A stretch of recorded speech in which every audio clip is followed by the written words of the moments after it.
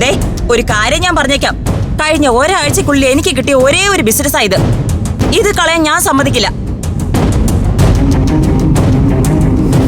ഇങ്ങോട്ട് വരുന്നുണ്ടോ നിങ്ങള്? എന്നെ പോലെ ഒരുത്തി ഇവിടെ ഉള്ളപ്പോ നിങ്ങൾ ഒരു നെഗറ്റീവ് എനർജി ഏശില്ല.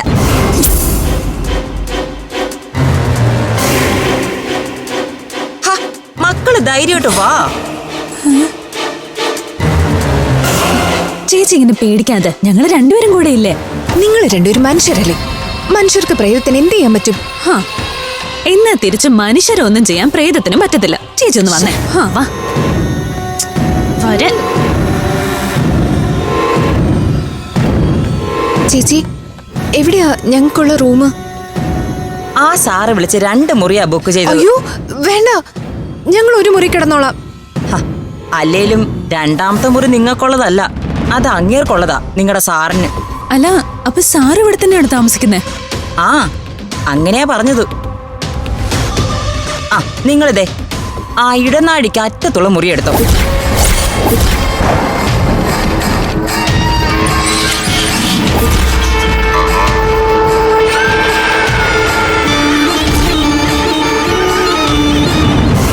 പൊന്നമ്മൾ ചേച്ചി നേരത്തെ പറഞ്ഞ സംഭവമില്ലേ, ഒരു ഫാമിലിയുടെ ആത്മഹത്യ കഥ, അതേത് മുറിയിലാ?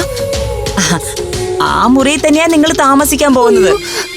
3 ആൾക്ക് താമസിക്കാൻ വലിപ്പത്തിലുള്ള മുറിയാ അത്. പേടിക്കാനൊന്നും ഇല്ലെന്നേ, നിങ്ങൾ ചെന്നാട്ടെ. അയ്യോ ദൈവത്തെ ഓർത്ത് ഞങ്ങൾക്ക് ആ റൂം വേണ്ട. വലിപ്പം ഇച്ചിരി കുറഞ്ഞാലും സാരില്ല, വേറെ റൂം മതി. എന്റെ പൊന്നു ചേച്ചി ഇങ്ങനെ പേടിക്കാതെ, നമ്മള് 3 പേരില്ലേ, നമുക്ക് ആ റൂം തന്നെ മതി. ആ അതെ, നമുക്ക് പ്രേതങ്ങളുമായിട്ട് കമ്പനി ആയിട്ടങ്ങ് കൂടാം. നീക്ക് എന്തിനാ ഇങ്ങോട്ട് വന്നേ? മനുഷ്യന്റെ സ്വസ്ഥത നശിപ്പിക്കാനോ അത് ട്രെയിനിങ്ങിനോ? താമസിക്കാൻ വേറെ എങ്ങും കിട്ടാത്ത പോലൊരു പ്രേത കോട്ടയും. നാശം. ദേ എന്റെ ഹോം സ്റ്റേ പ്രേതക്കോട്ടെന്നൊന്നും വിളിച്ചേക്കരുത്. ഇതിനൊരു പേരുണ്ട്, അമ്പിളീസ് കോട്ടേജ്. അങ്ങനെ പറഞ്ഞാ മതി. ഓ ദേ, ഞാൻ പറയുന്ന പോലെ കേട്ടില്ലെങ്കിലേ 2നെയും ട്രെയിനിങ് അവസാനിപ്പിച്ച് ഈ നിമിഷം ഞാൻ തിരിച്ചുകൊണ്ടുപോകും. പറഞ്ഞേക്കാം. ശരി, നമുക്ക് ആ റൂം വേണ്ട ചേച്ചി, വേറൊരു റൂം ഇതാ. എന്നാ പിന്നെ നിങ്ങളിതേ ദാ ഈ മുറി എടുത്തോ. ആ പിന്നൊരു കാര്യം, സന്ധ്യയായ തനിച്ച് മുറിന്ന് പുറത്തേക്ക് ഇറങ്ങി ഒന്നും നടക്കണ്ട. അതെന്താ? അല്ല, വെറുതെ എന്തെങ്കിലും കണ്ട് പേടിച്ച് വല്ലതും വരുത്തണ്ടല്ലോ എന്നോർത്ത് പറഞ്ഞതാ.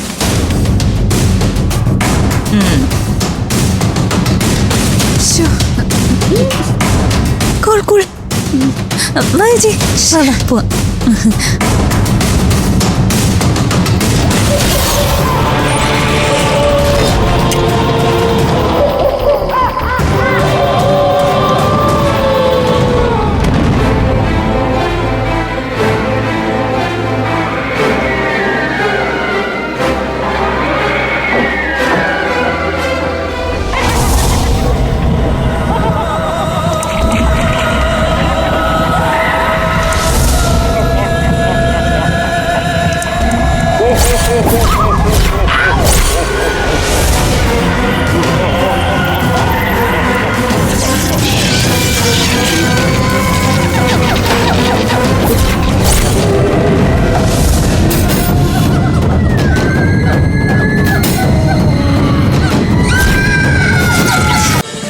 ഫ്ലവേഴ്സ് ഒരുക്കുന്ന കാഴ്ച വസന്തം യൂട്യൂബിൽ പ്രേക്ഷകർക്ക് ലൈവായി കാണാം. ഫ്ലവേഴ്സ് കോമഡിയിൽ ജോയിൻ ചെയ്യൂ, ആസ്വദിക്കൂ.